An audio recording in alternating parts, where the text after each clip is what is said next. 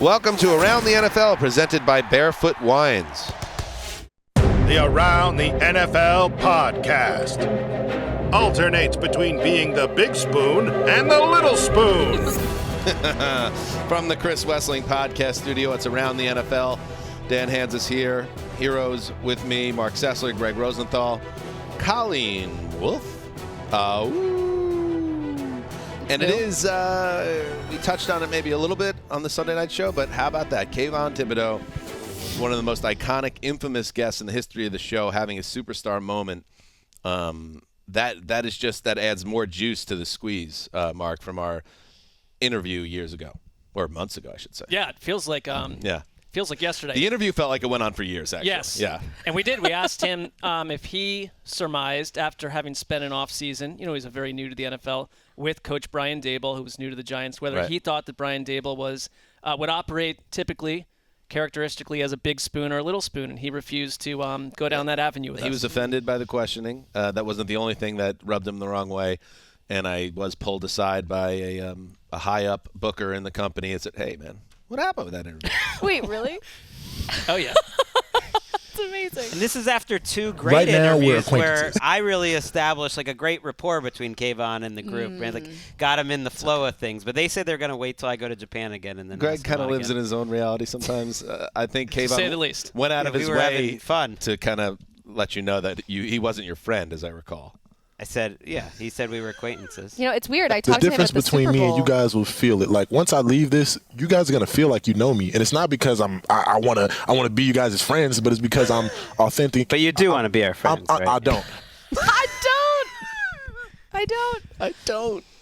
He had so much personality when I talked to him last February. I don't know what happened with and you he guys. had a lot of personality Sunday night during his post-game pressers. He was dropping gems. He's like Muhammad Ali on the mic, this guy. So if you combine that level of play in New York with that charisma, it's going to take you places. It will. What a combo. And it will take you back to this studio next June. Very quiet time where we make things right. And I don't mean to be exclusionary with that, Greggy. If you want to be a part of it, absolutely. But it's almost like unfinished business for Mark and I personally with Kayvon. Justin was there, like watching the car crash from the other side of the glass. It's a bit of a personal issue for us. I mean, I have friends who are, longtime friends who were Giants fans who just texted like just a question mark after being like, everything okay? Bro. No. I want to just bridge the gap. I think you need I'm not sure you are I'm not sure I would look at you as a bridge the gap person. I'm Switzerland is now going to bridge the gap. I see that. That's not really how it works. They can't all be winners. You know? Right. In retrospect, it was maybe the greatest winner ever. Yeah, we leaned into it. It lost so hard that it ended up winning. All right. A lot to get to today. We have, without further ado, Conor Orr to discuss the elite Hallmark Lifetime Christmas and holiday movies that you need to see. And you cannot miss that segment. And you might say, oh, I'm a football guy. I'll turn that off. Do not turn off that segment because you're going to miss something special. Yeah, you nerd. Yeah, you geek. It's going to be great. We also are going to preview TNF. Big one, Jaguars-Jets from the Meadowlands. And a little fun announcement at the end of that preview. Is that a loser goes home match? No. For the Jets, probably. But not for both. I think the Jags even have a little wiggle room, given the Titans struggle, Justin. Basically, whoever wins the Week 18 between Jags and Titans will win the division. It almost doesn't matter what happens. Feels that way, then, right? Because of because of tiebreakers. If the Jags win, they'll be 2-0 against Titans. They'll have a tiebreaker. If the Titans win that game, they'll have a better division record, so they'll win the tiebreaker. I mean, if it doesn't matter, if I were the Titans, I'd take 2 weeks off and get healthy. They're very banged up. If the Jaguars lose 2 games in a row, then they're out. Then what are you talking about? Clinch. It's a mini playoff game. They're both not totally out. It's like a little playoff primer. Yes, and that's not what people thought back in week 3 or 4, by the way. So we ended up getting a good game on Thursday night. Also, we're going to do some news. Before we do that, again, it was Lose Your Voice Sunday and Saturday in the NFL for the radio announcers. We had the World Cup decided on Sunday. That guy's voice was cracking as he was screaming. So before we move into the news, Harry Ruiz, who calls games for Raiders radio network in Spanish, let's see if his voice cracks on the infamous Chandler Jones snatch and score.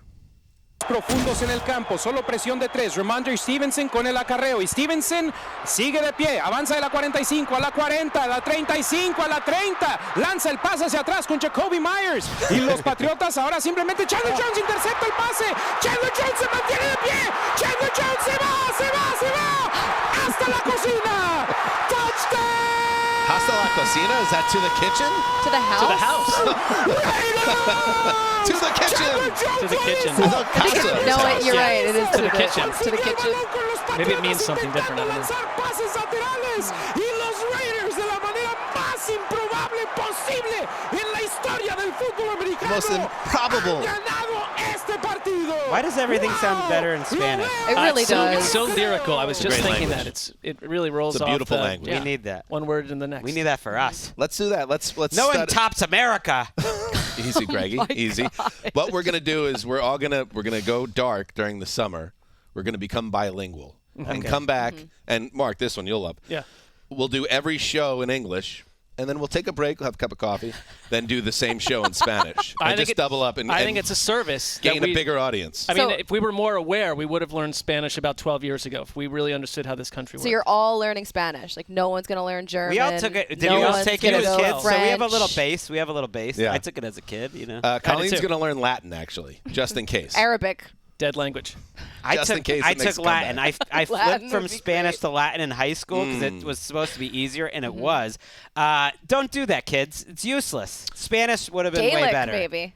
Uh-huh. Gaelic's on fire. If you are a young person listening to this, go learn Spanish. If you're going to end up in locker rooms, especially like in baseball, for instance, or many other sports or whatever, get that. Don't do Latin. No, that's a stupid Just learn idea. another language. Yeah. Full stop. My They're kids, like, my kids it'll are help taking you a lot on of your Spanish. SAT. Says who? I don't remember. Take your SATs and put it there. Yeah. All right.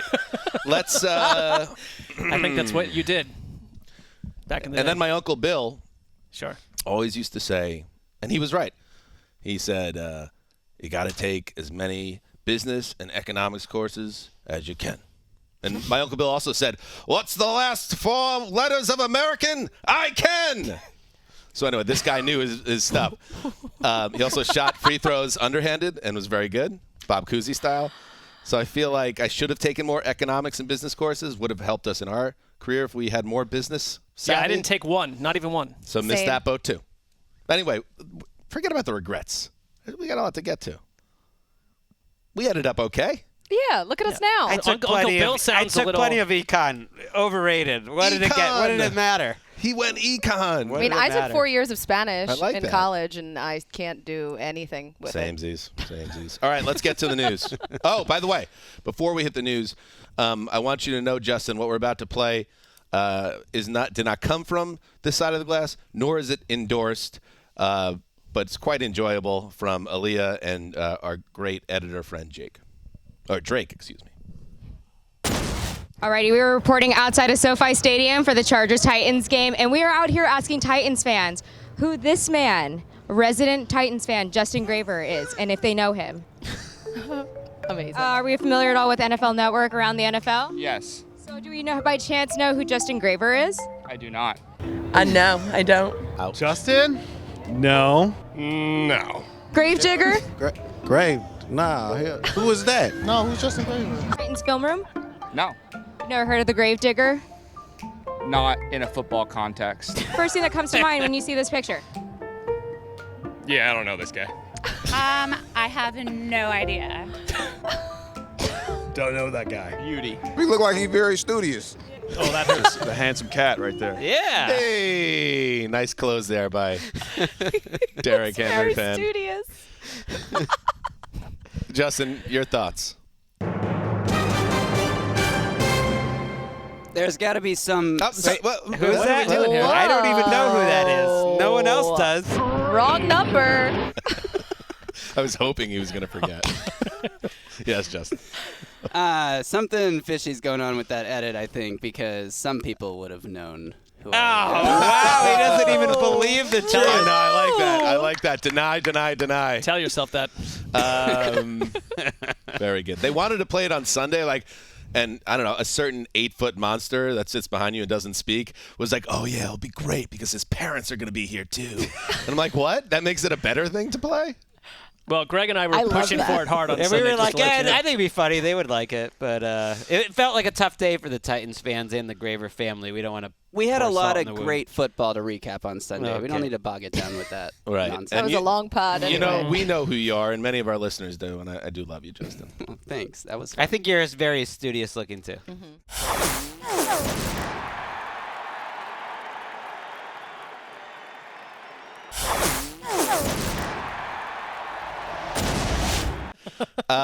Interesting scenario here around Jalen Hurts, the quarterback of the 13-1 now. Is that what they are? Yeah. My goodness, 13-1 Eagles. He scored 3 touchdowns on the ground in their latest win. He also threw 2 interceptions in a game for the first time this year. And then we learned on Monday that he suffered a shoulder sprain, potentially related, Connie, to throwing issues. And his status is in doubt for Week 16 against the Cowboys. And Connie, we hit on this a little bit on the Power Rankings podcast, which everybody should check out. But it's a bit of a delicate dance here now for the Eagles. You have Gardner Minshew as the backup. You have a little bit of cushion here with the Cowboys based on picking up another game in the standings on Sunday, and also the first head-to-head matchup win earlier this year. And yet, finding that balance between resting your guy and winning that number 1 seed, that's a tough one. I hate it. Yeah. I hate it all. Oh, of course this is going to happen for Colleen. right before Christmas. Come on. I think that obviously the news that it's not a collarbone is good. That's positive to hear that it's a sprained shoulder instead. They're not ruling him out yet, but I doubt that they play him, and I don't think they should play him at this point. I think that they should be careful with him. They need him down the road. And what we talked about on the Power Ranking show earlier was the fact that I'm worried looking into the playoffs now about the fact that the most improved part of his game this season is his downfield passing. And now I'm wondering how this will affect that, because having that in combination with the way that he can move on the ground is why they've been able to find so much success. They're lucky that they have a good offensive line. And, of course, we have another fast healer at this point. Yeah, let's hear from Nick Sirianni, who didn't rule out Hurts playing even this week. I don't put anything past Jalen Hurts as far as his mental and physical toughness. So there's a chance he could play this week. He heals fast. He's a freak. His body is not like, pardon me, yours or mine, right? And so I'm shaming myself there a little bit too. His body's not like ours. You know what I love about Nick Sirianni, by the way? One of the many things is he looks like a guy that would be belly up at the bar at Patty's in Always Sunny in Philadelphia. Except he's being modest there, because we saw him at the Combine, and he's kind of a specimen. He's in great shape and a big dude. Well, he was like, I think the whole coaching staff was having a competition over the offseason to see who could have the least amount of body fat. So, really? Yeah, they were. That checks out. I like that competition. That's a little different than like the 80s in the head coach ranks. Yeah, the coaching that's staff. so true. Here's the thing with the Hurts injury, though. If you could pick a scenario for him to hurt his shoulder, which is terrible, this is it. The Cowboys blowing that game against the Jaguars looms massive. The Eagles have the Saints and the Giants next, so you can still get Hurts back in the regular season for one or both of those if you want. Your magic number to get the 1 seed here is 1. So you can just let Gardner Minshew start this game. There's a chance they win this game with Gardner Minshew, certainly. And if you don't, all you need is one more win or one more loss from Saints the Cowboys. You're basically killing time for the next month, and so you don't have to worry about it. I'm with you. I mean, I guess it would hurt his MVP chances, but I don't think the Eagles or Jalen Hurts are too round up in that. Like, it's to me that would make a lot of money for Jalen Hurts to be the MVP. But that's special. You're right. I bet he would want to come back. I don't know if the team would listen to that. It doesn't sound overly serious. And like the Philadelphia Inquirer report that it would probably shelve him for 2 weeks. We'll see if that's even the case. But I mean, I don't see. And then you'd probably sit everyone with the place they're in Week 18. So it's possible we don't see him until the playoffs. The only thing that worries me about that is, like, I don't like any player or team that takes this big break before a playoff game. Right. I'm more worried now because no one else is concerned. That, to me, is alarming. Yeah. And we would never find out what the reality is with this shoulder sprain no matter what. But like everyone's saying, oh, it's not that serious. He could play. I buy that. I buy if it was a playoff game, he'd be playing this week. But if it was more serious, we wouldn't know. He no threw one that would say huge it. A.J. Brown pass after the injury. That's true. That's true. That's a good point. In other news and in other quarterback news, injured quarterback news, Matthew Stafford, who you last saw, I don't know, 3 or 4 weeks ago now? The Mesozoic era? Saw him on the sideline trying to be too cool in a hoodie last night. I was like, how many layers are under that hoodie? It was like 5 degrees out there. You think he needs to be in the big overcoat? He was so cold. Like he looked like he was shivering, like he's calling the plays, and he's like, look, the shivering. But what does he stand Maybe to he had gain a from heated that? vest. That's what I mean. I was hoping there's some stuff underneath heated shirt. it. You had the heated leg Heated pants. pantsuit, right? In Buffalo, That was right? feels like Pants. 5 degrees. I don't care. You need some. Here comes Vidal Sassoon over here telling us how everyone needs to dress and look. Vidal Sassoon. That's a hair product. I don't know. Matthew Stafford, yes, he is on IR. Deeply disappointing for the Rams, who, by the way, and maybe you heard this or maybe you didn't, on the Gregg Rosenthal Monday Night Football podcast. That's the title that it is, by the way. That the Rams have already tied the NFL record for the most losses for a defending champion at 10. Also, the earliest a defending champion has been eliminated from playoff consideration. I don't know if that's a record, but it's close. It tied it, and they're the worst defending champs ever. So Stafford, a lot of thoughts about his career. He's been banged up through the years, of course. He won a Super Bowl. What else does he have to prove? Blah, blah, blah. But we haven't actually heard from Matthew Stafford, and good thing he was on the Morning After podcast with Kelly Stafford. Yes, they are related. It's his wife. Kelly asked in a straightforward nature, are you retiring, to her husband, to which he said, oh, no. So he'll be back. Will he be back with the Rams? Maybe, maybe not. Well, where else would he be back? Any place where maybe the Rams could trade him if they want to go Whoa. into it. Why wouldn't they? Why wouldn't the Rams, who are steaming towards a 4-13 season, not consider trading a guy that just won the Super Bowl and recouping serious assets to begin a rebuild in earnest? Because then he would retire. And why would Sean McVay made a promise. Also, you have cap You're things. presupposing that he wouldn't be open to a trade also. I am, yeah. Okay. At this point. But wouldn't teams be concerned about his injury history, too, and the way that this whole season played out, and the fact that the elbow was an issue even before the Rams traded for him? Well, there probably is always one team out there that would consider it. They would have a $50 million cap hit, too, if it was before June 1st, so they would have to wait until the offseason.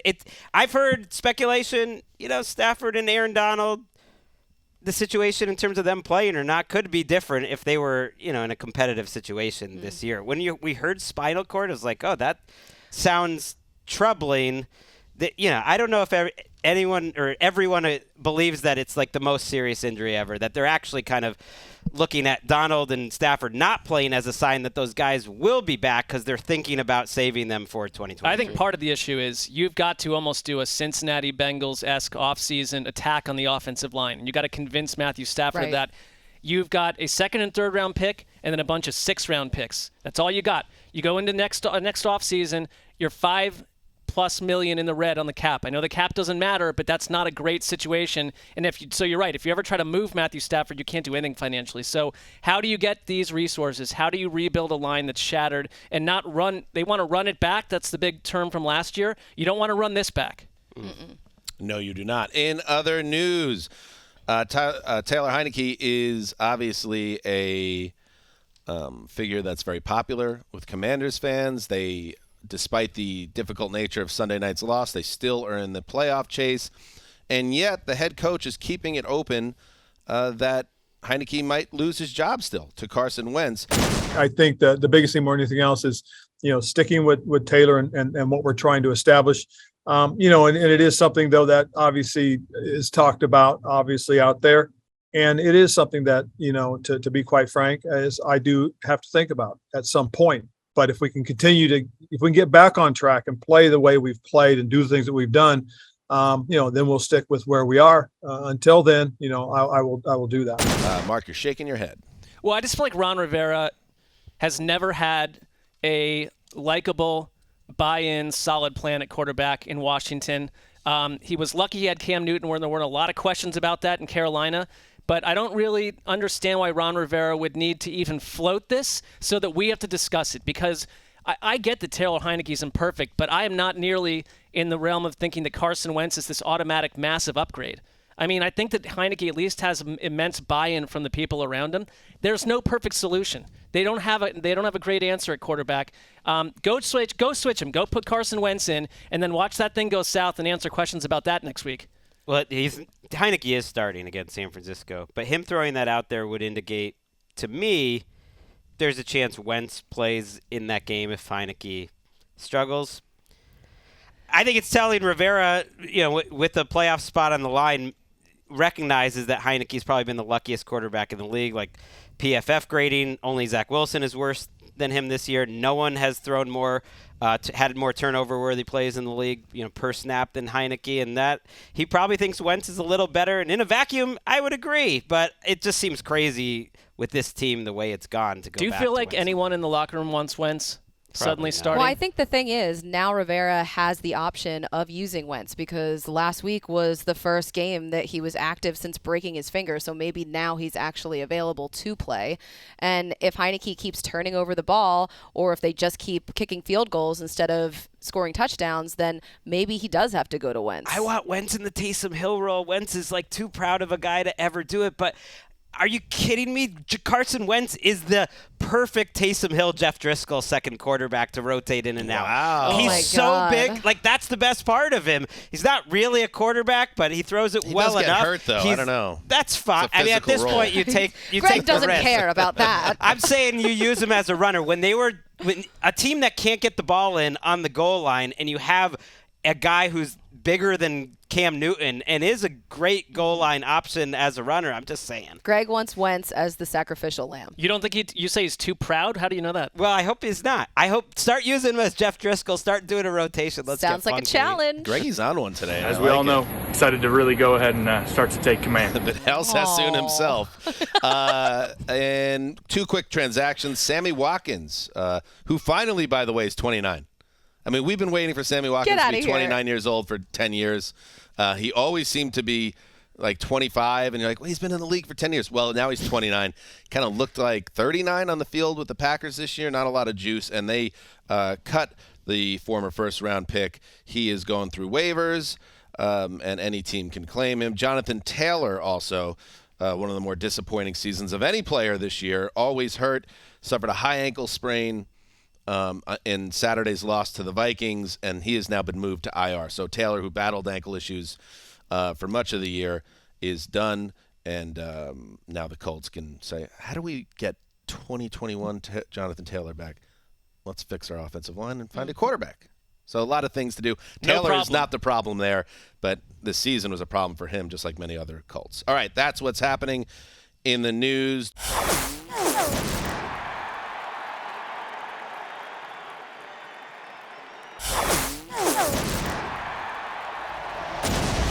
The Jacksonville Jaguars on a roll, feeling good about themselves. Quarterback ascending, and right behind those Titans after a big comeback win over the Cowboys. Travel to the Meadowlands to face the Jets, a team that continues to be competitive and compelling week after week. However, the wins have stopped coming, and they are in desperate straits as they welcome in Jacksonville. Mark, I'll start with you on this one. It was announced officially that Zach Wilson will again start for the Jets as Mike White and that rib injury on a short week, it just wasn't in the cards. So it's the number 2 pick, Zach Wilson, against the number 1 pick, Trevor Lawrence, and right now that tilts heavily towards the visitors. Yeah, I kind of feel for Zach Wilson that's going to be the endless talking point during the game and at every sort of juncture point, and whatever Zach Wilson does, it's like we kind of get it. I mean, if you're watching these games, we get that these two quarterbacks are in very different spots, and so let that be. I really look at a Jets team right now. They were 5-2. They're 7-7, and a lot of missed opportunities. And, I mean, it's just like each and every one of these games. You have that 4th and 1 spot last week against the Lions, and bang, a huge touchdown occurs. It's like there's these little inflection points for the Jets where early in the year they were winning those games, and now they're falling apart. I want to see this defense. I think this is a great game for a very good Jets defense against a second-year quarterback, against a team that's under a first-year head coach. They're playing really well. To generate some takeaways at home in a big spot, they have one takeaway since week 9. They've got the guys to do it. And I know that Sauce Gardner's going to essentially make it a 10-on-10 type game. That doesn't matter so much against Jacksonville because, I mean, they have some weapons, but it's more just like find a way to make Trevor Lawrence uncomfortable. That's still a possibility in this world. And this is a game that if you're the Jets, you lose this, you lose a lot of things on the perception game too. It's the Trevor Lawrence thing. It's one team that no one believed in going north and another team going south, the Jets. And so I think this is a huge pivot point for a team and essentially spells their season right here. Yeah, they probably have to win all 3 to make the playoffs. That they certainly have to win 2 out of 3. And the Jaguars are one of the teams they could be tied with in a scenario in the wild card too, potentially. It's possible for Tennessee and Jacksonville again, so they'd have the tiebreaker. I find this game extremely tough to pick. I feel like the consensus is going to go with the Jaguars this week, just because of how the two teams have been playing lately, but the point spread is about even. I think the Jets are a 1-point favorite. You always like to be on the other side when everyone's pushing, and I could kind of see the Jets standing up. The Jets are a better overall team, in my mind, than the Jaguars, and I think it's a different Zach Wilson. Like, I don't think we know the Zach Wilson story exactly because his game last week, to me, was so different in shape than almost the entire rest of his career. If that had been the Zach Wilson we had seen for most of his rookie season, I think you could at least see it, like see who he is. He had 6 big-time throws in his previous 16 games. So about the most milquetoast quarterback out there on top of all the mistakes he made in accuracy. In this game against the Lions alone, he had 5 big-time throws. He threw a lot more on rhythm. Sometimes he missed those throws on rhythm by quite a bit. So there was a lot of down. I don't think he had a good game, but I thought it was different. He was a little more on time, and you saw some talent. And if he can get more help, like a running game, and you mentioned the defense, then I think they have a decent shot here. What about Zonovan Knight? Right, that's what I mean. But last game, he got nothing out of his defensive. He's questionable. He got nothing out of his running game, and his tackles weren't playing well either. Like their pass rush. I guess I'm saying Zach Wilson showed me a little more in that last start than any start of his career. So I would say. You're right, because he was attacking downfield and connected with Garrett Wilson on a few plays, and even getting as frenetic as it was on that last possession. He made some great throws to just keep them alive and give him a chance for that field goal.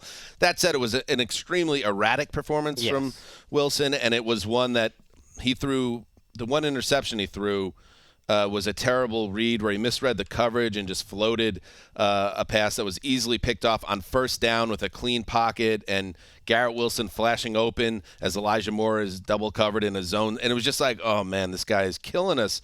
And he misses too many throws, and yet, yes, you have some hope based on his ability to keep his eyes downfield and make some throws that you didn't see in previous weeks. So we'll see. We'll see in the what matchup. version The Jaguars' defense is bad. And well, so is that's the thing. Like, I'm just happy that it's no longer the Jaguars. Like, now that they've won 2 straight, it's the Jaguars. Right. But Forever. this defense, the past 2 weeks, they've been playing really well. They've been getting these big plays. They played the Cowboys really well. They picked him off twice, 4 turnovers against the Titans, Gravedigger. I mean, I'm a little worried about their offensive line, though. That's the thing that could really get them, because their left tackle, Cam Robinson, he's likely out for the entire season. And then their right tackle, Duane Taylor, he's dealing with a hamstring injury. He's going to play, but that could be something to watch in this game. But it's so tight right now in that division with the Jaguars 1 game ahead of the Titans. And to your point, Mark, about the turnovers, that is the one thing that the Jets are missing right now on defense. Carl Lawson's got to make a big play. You need to hit Trevor Lawrence. You need to knock the ball out. Quinnen Williams, I don't know if he's playing. A short week is not helping them. It looks like he is. At least they sound like they're hopeful. Calf thing is tricky. I could see them pushing him into the lineup because the game's so important, and then you just hope that the calf holds up. He needs to be there. It's got to be kind of all hands on deck. And just one thing I want to point out, because I wanted to point it out on Sunday, that Sauce Gardner could be first-team All-Pro cornerback this year. Sauce Gardner wasn't even involved on the screen on Sunday because the Lions, in their game plan, Ben Johnson, who we respect and could be a head coach candidate, said, nope, we're punting on that side of the field, and DJ Shark's just not going to be in this game. And that's incredible that that's where Sauce is at this point in his career. So maybe he makes a big play. Maybe DJ Reed, somebody, maybe CJ Mosley. Somebody's got to help the offense and create short fields because the offensive line has been struggling for weeks, and Zach Wilson can't do it alone. I mean, I just think also that if you're a Jacksonville Jaguars fan and you're 40 years old, this is a different day for you. It feels that way for Jets fans. If they had a quarterback, can you imagine the Jets with Trevor Lawrence had that things flipped somehow and they had that? I mean, Trevor Lawrence over the last month has completely evolved and changed. And it's like you don't have a bunch of bad parenting going on in the coaching staff like a year ago, and you see how quickly he advanced. Yes, producer. I just... Oh, my God. Mark, that's a great point. The show's over. Oh, my God. That's it. Mark, you make a great point there about how things could have flipped because today is the 2-year anniversary of the day that Frank Gore sealed the Jets' win over the Rams. I hate these late and season gave wins. Them the number 2 pick. I hate these late season wins for these bad teams. And to think that I defended you, you're not allowed to talk for the rest of the episode. Oh, you're out. Oh, my God. You've been punished. You're grounded. See, I was looking out for you, Dan. I'm Thank shortening you. the grounding because it involved Frank Gore. I liked, we haven't had it on the show. Have you read about Frank Gore recently, Greg? What, as a boxer? No.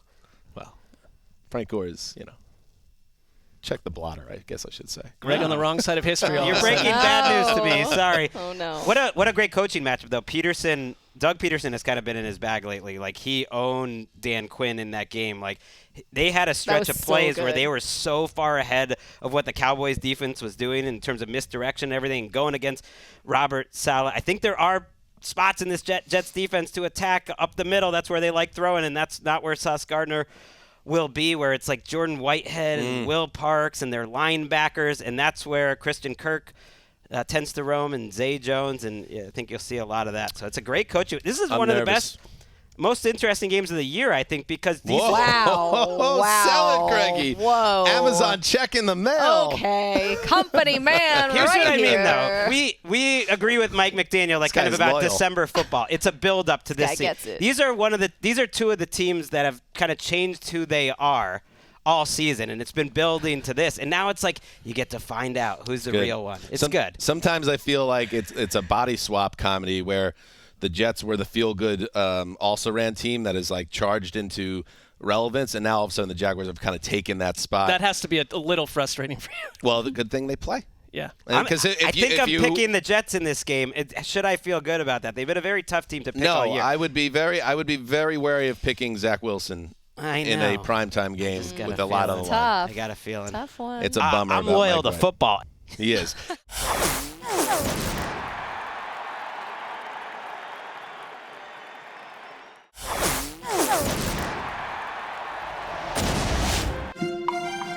All right, welcome back. You'll hear the music. Christmas is this weekend. What are we? Third night of Hanukkah. That's right. Jason Horowitz, Raiders The Radio. text thread going on about the Hanukkah business. I didn't catch up till late on that. You guys are just all over this. Just chopping it up. Chopping up the data points around when Hanukkah starts. Third day of Hanukkah by the time that conversation is over. But anyway, let's stay focused here. It is the holiday season, and one of our great friends now joins us from around the NFL.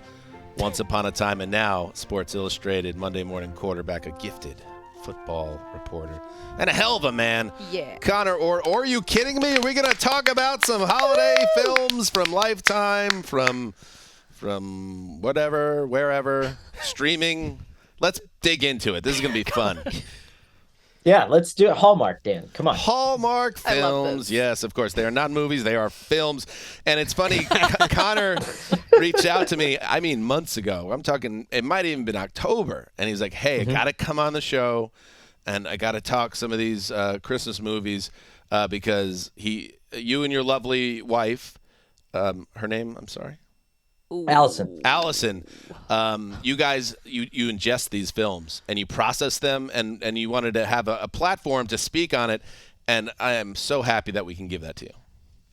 So it's funny, we're big Lifetime house, but mostly for the murder, and so but then right after Halloween it switches from murder to Christmas. That's a big turn. It's a huge turn. Yeah. It's something that I'm very excited about, but I have to brace everybody else for it because I think we're used to so much murder. And then when you go straight into like November 1, we're Hallmark and Lifetime Christmas all the way through the end of the year. So it's a good transition, but it's a tough transition. That's unbelievable, Connor. In a lot of ways. You're doing great. Literally. And one thing, and maybe as a way, before we get into a couple of recommendations for our audience, and I've checked, because some of the ones you sent me, I watched one of them. I made sure to check that these are all streaming, and anybody can get them. Did you want to touch on what are the two kind of themes? Should we do that organically during the conversation, or do you want to use that as the bed before we get into the feast here? We can get into it. So yeah. I've kind of conveniently broken this down into actually 4 genres, Dan. And the fact that almost all of them hit these notes are really incredible. And so the first is that your husband is better than you think he is. Basically, yes. There's a woman who gets a mystical wish granted and wakes up in another life where she gets to marry and there's been several of these. So the hot art dealer, the hot sports writer. There's one with a sports writer. I'm not kidding. And really? It's very. Yeah, and I love that one. Naturally. Holiday Switch, which you recommended, starring Nicole Eggert, 2007. Just that scenario. She goes through a washing machine and comes out the other side married to an art dealer and realizes she goes through a washing machine? She realizes the schlub husband back in her poor life is the man for her. And I thought that was a lesson that the ladies can learn from. I can't believe she didn't go through a dishwasher or a refrigerator or a stove. Right. Written by a guy. I'm getting angry. All right, so that's one theme. Okay, your husband is better than you think he is. Okay. I don't mind that one. Yeah. And I'll just so the sports writer one though, I'll just close with this. It's very funny that the moral of the story is like, she's like, God, I wish I knew what life was going to be like if I married this sports writer. It made it seem so glamorous, right? And then she ends up regretting it because she's like, oh, he's a jerk and he's on his phone the whole time. And it's like, yes, that's very true. Most of us. It's like, honey, sorry, I'm busy. Albert Breer is calling. Yeah.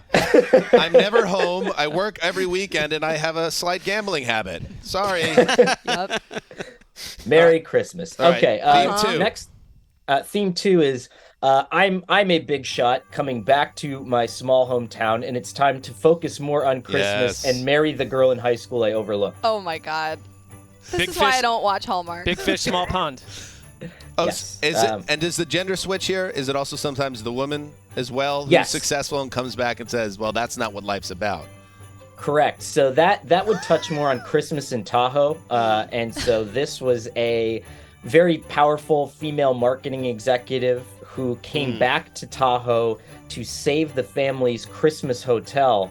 And she hooks up with her ex-boyfriend who's a musician, and they put on a Christmas spectacular that saves the hotel. And just so people know, who is that actor that portrays the musician, Conor Orr?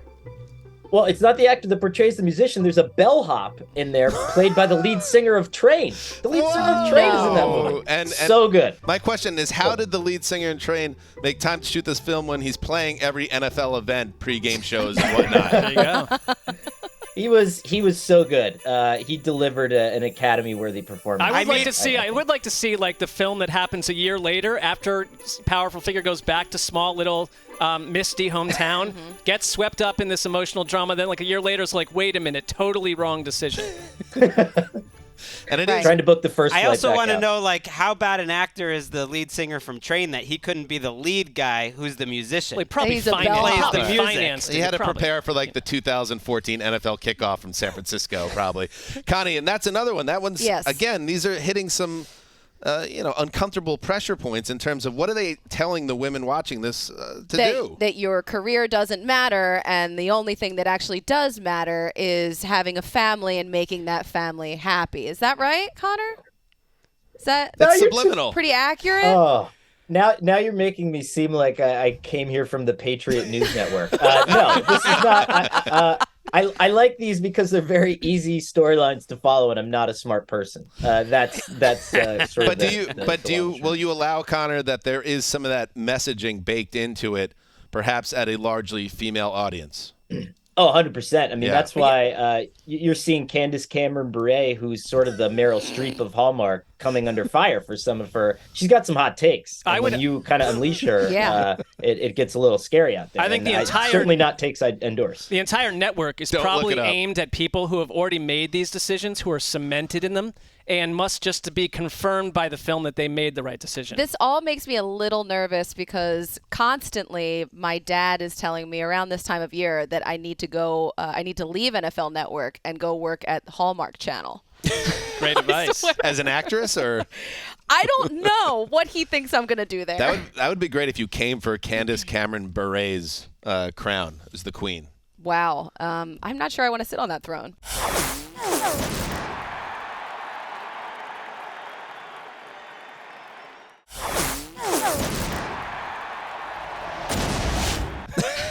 All right. What's the third theme? Okay, so not going to make Colleen any happier. Okay. The third theme here. But Connor does not endorse any of these, Colleen. Let's just be clear. Can we have like a lower third that's like so in the Christmas spirit. The third theme is I'm a humble bookstore owner, pie store owner, coffee store owner, candy store owner, Christmas store owner, and I'm about to get swept up by the hot accountant coming to audit me. Oh, okay. That sounds kind of like a porn. Yeah, that's more straightforward. Yeah, I think everyone could enjoy that. Yeah. The whole family.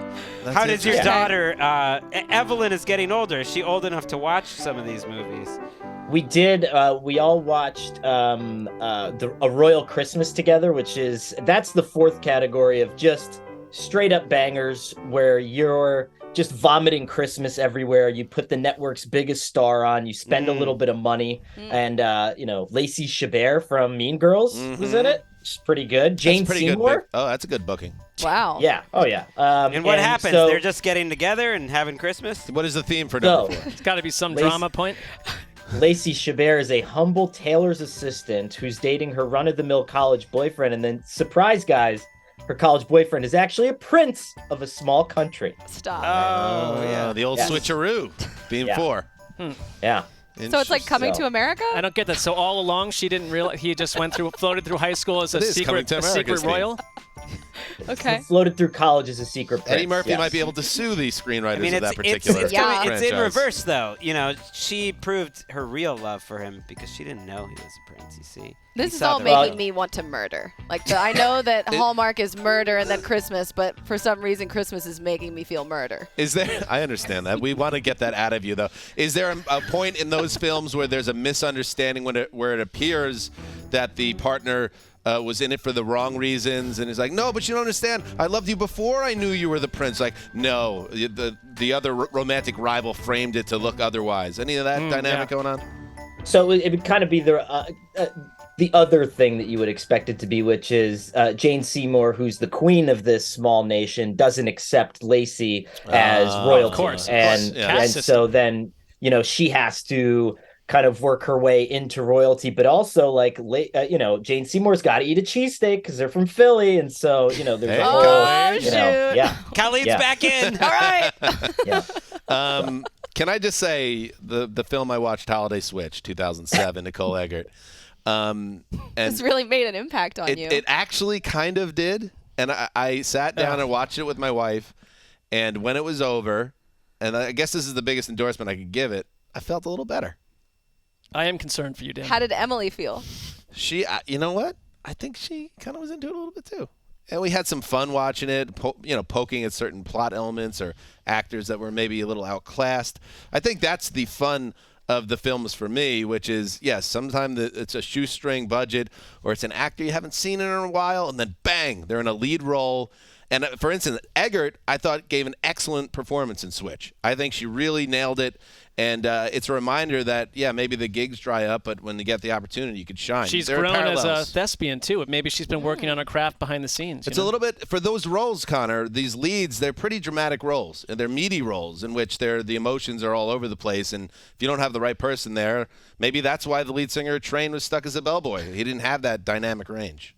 Well, you listen to, so I watched Christian Bale give a speech on sort of the way that he arrived at some of his most famous characters, and I would say in Nicole Eggers' case, like there is no studying that you can do. This has never happened in life, and so you have to just go head first and plunge into the washing machine, and you're not going to know how it works, how it happens, and it's all feel, and if anything. What else is being an actor but going with your heart and your gut there? Now was there like a magical spin cycle? She like spun it too far around and it landed on a crazy button. How did that work? If, in an ideal situation, they would have had a some type of interstitial where you see her traveling through dimensions, but the budget didn't have that. So literally, she goes in a crappy washing machine in a basement and comes out in a mansion in a different washing machine. But you have to return back through the other side of the washing machine to get back, right? Because I've always wondered, what is permanent press? Maybe that's it.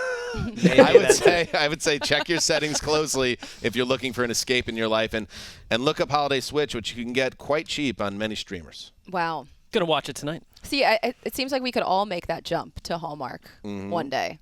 If we wanted to. Connor, anything else you want to share before we say goodbye? And this has been incredibly enlightening. If you want to maybe, whether here or through your social media, let people know what films to target if they want to go down this road, this is the opportunity. Okay. So, I mean, listen, it's Hallmark, right? So you just turn on Hallmark and it's Christmas movies all the time. You can't go wrong. And, you know, you can come for the plot lines, but you stay for the bones of each movie, which are identical, right? Which is that something happens, the couple drifts apart, comes together at Christmas, shares one dry kiss, and then the movie is over. And so that's it. And if you're looking for bone dry, bone dry, and if you're just looking for repetitive, non-thinking stuff, I mean, it's great. You know, I'll have Thursday Night Football on one window, and then I'm gonna have my Hallmark up on another window. It's gonna be great.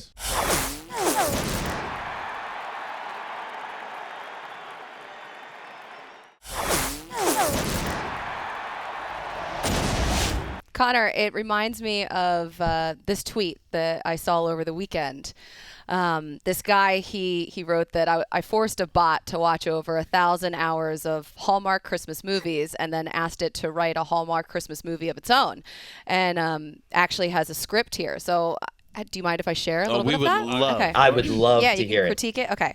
So the movie is called The Christmas on Christmas, and this is from Keaton Patty. So you guys should all follow this person because they are hilarious. Okay, so The Christmas on Christmas, and it takes place at a small town snow globe refillery.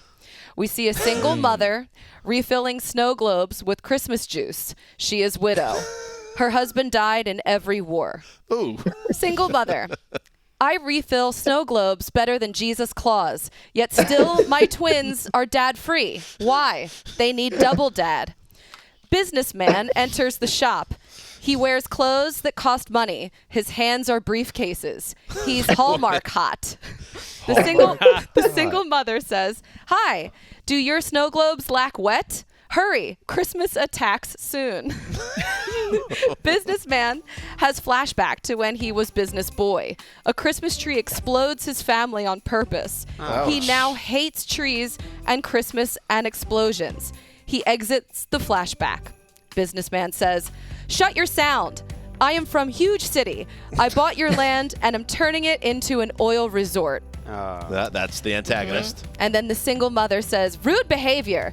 This is a family business. I sell families. I am widow. My husband is now bones." Single mother points to her husband's bones in the corner of the room.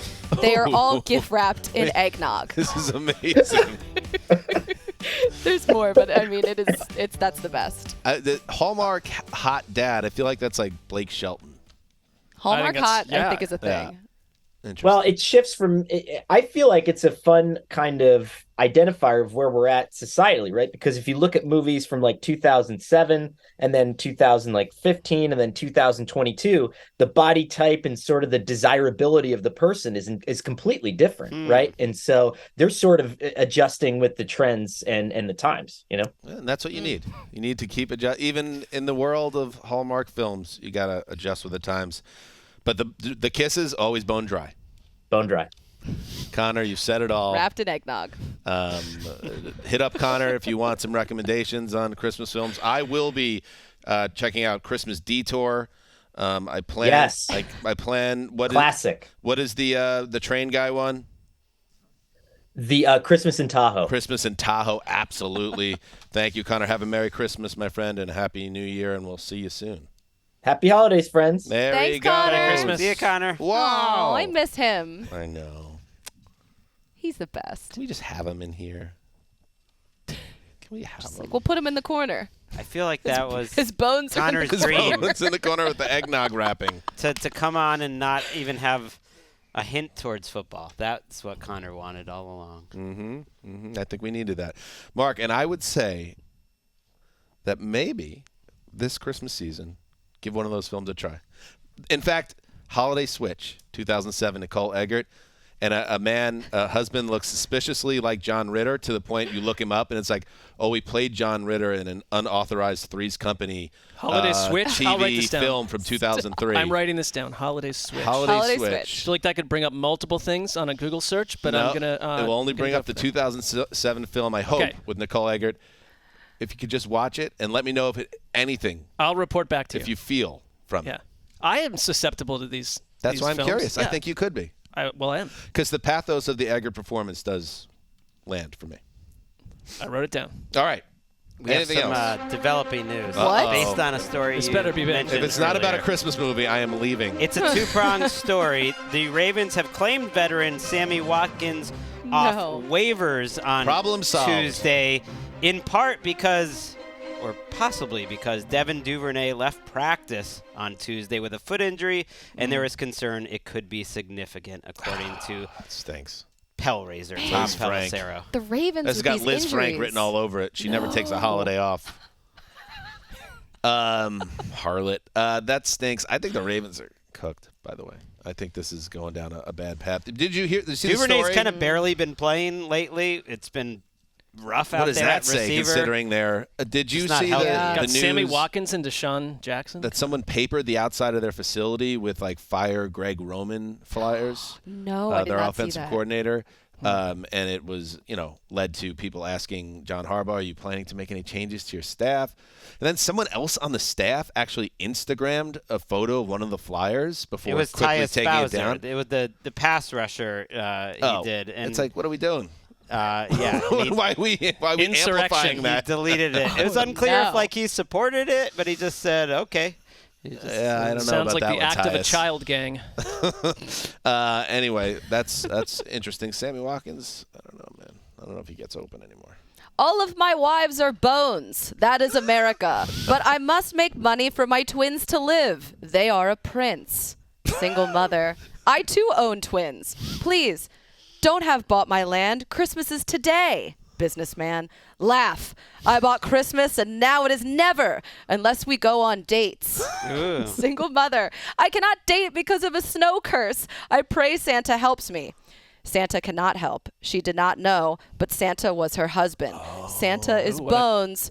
Bones help nobody. The bones are the money. That was a dangerous plot twist. Wait, And so worms. Santa's dead? Is it Santa's dead. Santa's and his passed. bones are wrapped in Santa, eggnog. not bones and all. Yeah. No longer just a mythical figure. That breaks my brain reading each of the sentences. It's so funny. But I would watch the film. All right. Thank you to everybody for checking out another episode of Around the NFL. We'll be back on Thursday with the Week 16 preview episode. How about that? And then TNF recap with Keith at night. Sounds fun. Heed the call.